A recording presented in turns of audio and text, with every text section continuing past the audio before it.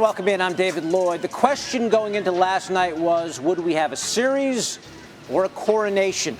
To the chagrin of Cavs fans, the answer was the latter. LeBron, brilliant. Kyrie, unbelievable. And still, they lost. And they had him until that epic Warriors comeback. The Warriors were down 6 with just under 2.5 to play. We haven't seen a road team win a finals game in that spot in 25 years. The last team to do it, the Blazers, in Game 2 of the 92 finals against, yes, MJ and the Bulls. Here's Ramona Shelburne on the Warriors' weight being down to 1 game. One more. Golden State stays perfect. A crushing loss for the Cavs. That's how close the Warriors are to a championship, to history, for redemption. Make no mistake, this absolutely is personal. They might say this is a new year and a new team, but they all remember. Up for the layup. Oh, blocked by James. I want to destroy Cleveland. I want to annihilate them. The Warriors have been so good this year. The toughest competition has been themselves. Could they make this collection of superstars fit together? Could they stay sharp and not get complacent? So far in these playoffs, they've answered with resounding dominance. Now there's just one more to go. To a championship. To history. For redemption. We have convened a panel to talk about all this. Brian Windhorst in Cleveland, Bomani Jones in Miami, Tim Legler here with me in the studio. So we've seen the Warriors win so many games in walkovers, guys. Last night we got to see their mettle coming back on the road in those last few minutes. What do you take away from that game, Legs?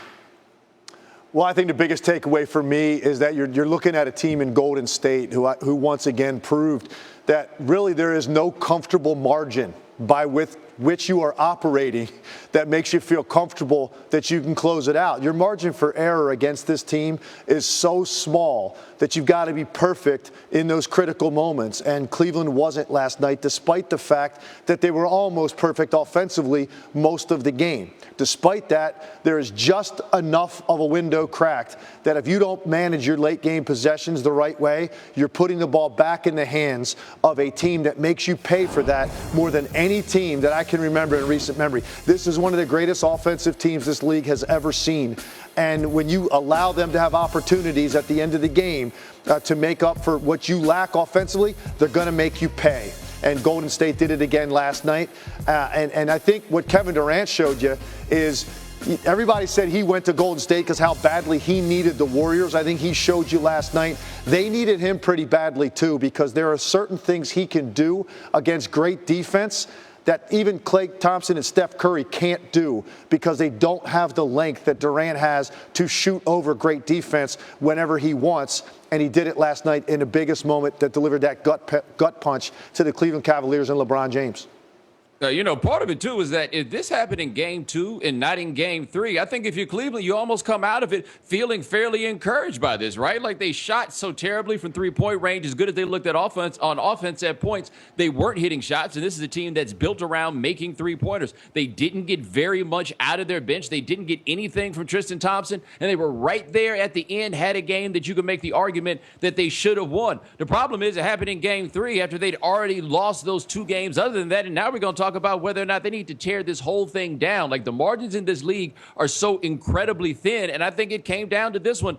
They ran out of gas, it seemed at least, toward the end of the game. Part of that is the pace that we've had in this series. But also, you got to remember, one thing the Warriors and Joe Lacob like to flaunt is that their infrastructure is better than everybody else's. And that the way they take care of their players and the way their players take care of their bodies is better than everyone else's. And it's worth noting, they got to the end, and Golden State looked like the team that had more energy. They looked like the team that was better conditioned, and it mattered. And it's possible for that game, that right there might be the margin as much as anything we point to on the court.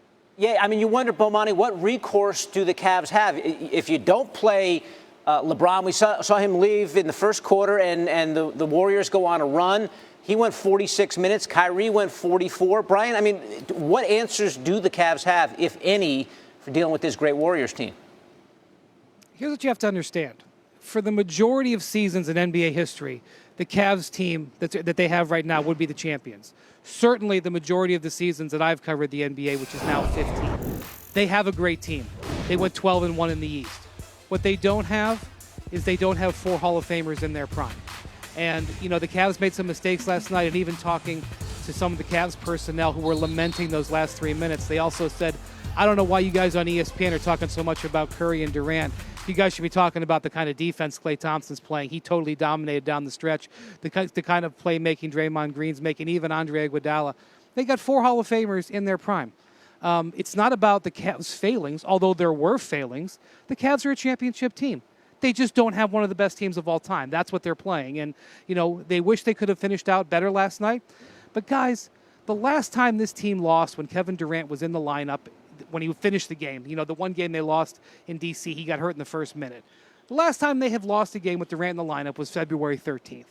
Now, let's be honest here. You think they're going to lose 4 games to any team in the history of the league, much less this Cavaliers team? No, this is not about the Cavs' failings. This is about the greatness of the Warriors. You can spend as much time as you want on the Cavs' failings, but you're never going to construct an argument that's going to convince me that they were going to have a chance to beat this team playing this way.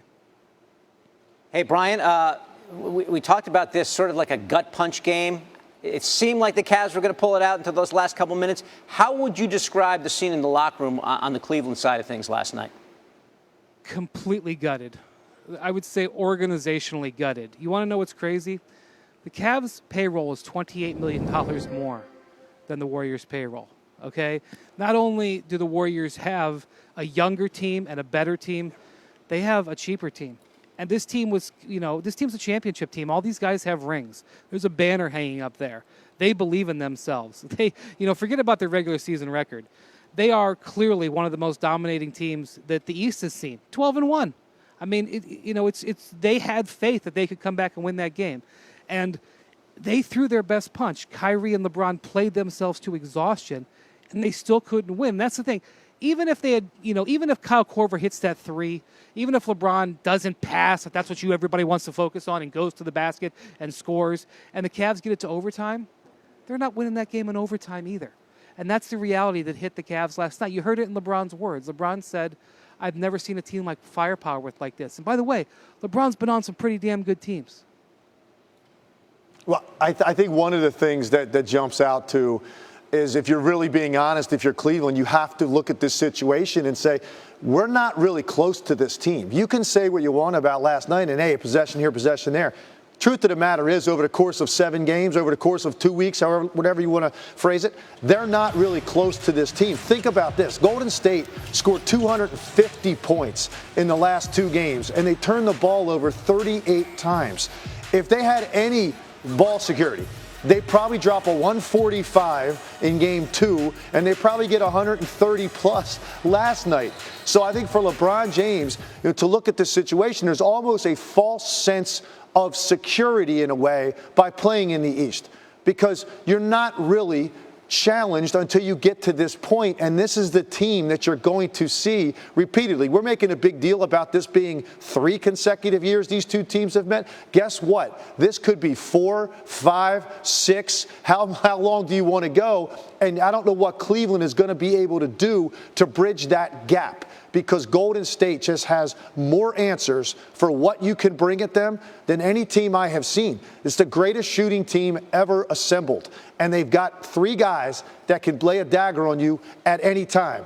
And now you've got this other guy, and Kevin Durant is a differentiating player that also has the height and the handle that he can trump anything you want to throw at them defensively, even in a way that Curry and Klay can't. So I think that's what LeBron and this organization has to be thinking. I know this series isn't over, but it's going to be over soon. And when it is, they've got to be legitimately asking themselves, how far are we really from winning another championship if this team stays together? And that's a daunting task when you look at LeBron James at this stage of his career and what he thought he was going to be able to accomplish in Cleveland. Yeah, but Tim, I will say this, though. I mean, playing in the East certainly makes it easier for them to get to the NBA Finals, but I don't think it tricked them in any sort of false sense of security. I think winning the championship last year made them believe that they were better equipped than they were, but I don't think they could play in the West, and they could play against better teams more consistently, and they still would have gotten smoked. We saw teams in the West play against the Warriors, and they wound up getting smoked. And I think, the roster composition of the Cavs, I think, is interesting, because one thing to note is they're a little over-invested in power forwards who cannot protect the rim. You got Tristan Thompson, you've got Kevin Love. That's a lot of money in those guys. with LeBron at small forward, you can't bring in somebody that then protects the rim. And I wonder how much that affects them defensively and in terms of the energy that they seem to lose by the end of the game. Because one thing also that I think is important to note about this, the Warriors have so many guys who can hit three-pointers and who can protect the rim. And that lets them be able to do so many different things in terms of lineups, and it makes them so hard to guard. The Cavs don't match up well with the Warriors. I think they made the decision that the only chance we're going to have against them is if we can shoot threes well enough that we can kind of bend the math back in our favor, and then we're able to hang with them. But this roster, as it is currently constructed, I don't think is enough to compete with the Warriors. But do they have enough assets to where they could work some things around and then wind up in a similar situation? Maybe that's where it goes. But, I mean, this team as it is, it's not even a matter of whether or not they're good enough. They're not the right team to go up against Golden State. If the Warriors do win tomorrow night, if they do sweep the defending champs with one of the greatest players in NBA history, if they do win 31 of their final 32 games, which includes the postseason, Brian Windhorst, is this the greatest team in NBA history? And I don't think that's a prisoner of the moment question. Is it the greatest team in NBA history? Yes. Yes. Yes. Because the 96 Bulls did not have to play Michael Jordan in the finals. With all due respect to the Sonics. LeBron is the modern-day Michael Jordan. They didn't have to play against him. They had the best player on his team. I still would argue that LeBron is the best player. I think he was the best player in last night's game. And that's a differentiating factor that you have to realize. But I would just take you back to 2012 because I covered that finals every single second, and that was when the Heat beat the Thunder 4-1. And people were saying the same thing about the Heat. Oh, my God, this team might win the next 5 finals. And stuff happened. They did win another one. Stuff happened. You never know. You can't predict the future. When it comes to what happens with the Cavs, they do need to get a better defensive principles. They are not a good defensive team. You got to be a great defensive team to have a chance against the Warriors. But I'm not going to sit here and allow anybody to insult them. They have a terrific team. They have a championship team. They are not a flawed team. Legg said that the Warriors are the best shooting team of all time. He's right. Guess who the second best shooting team of all time is? The Cavs. Okay? They have a great team. They just don't have 4 Hall of Famers in their prime. I'm here in Cleveland where fans are yelling at me as they're walking out of the arena last night, time to go trade for Paul George, time to go trade for Paul George. Congratulations. You'd have to trade a star player to get Paul George. The only way you're going to compare with the Warriors right now is if Paul George comes here and you don't have to send anything out, because that's what the Warriors essentially did last year. That's the reality. The reality is that the Warriors right now are at a mountaintop that no one's ever seen before. What we don't know is the future. We don't know health. We don't know, how systems come together. And I agree with Bomani. The Cavs aren't set up to all of a sudden change their entire team over in 5 minutes. There you go. Brian Windhorst, we'll give you the final word on this with Bomani and Legs. Great discussion. What we're seeing right now out of both the Golden State Warriors and Cleveland Cavaliers. It's incredible what the Warriors are doing. They go for the sweep, their 4th straight sweep in this postseason tomorrow night in Cleveland, trying to win their 2nd title on the Cavs.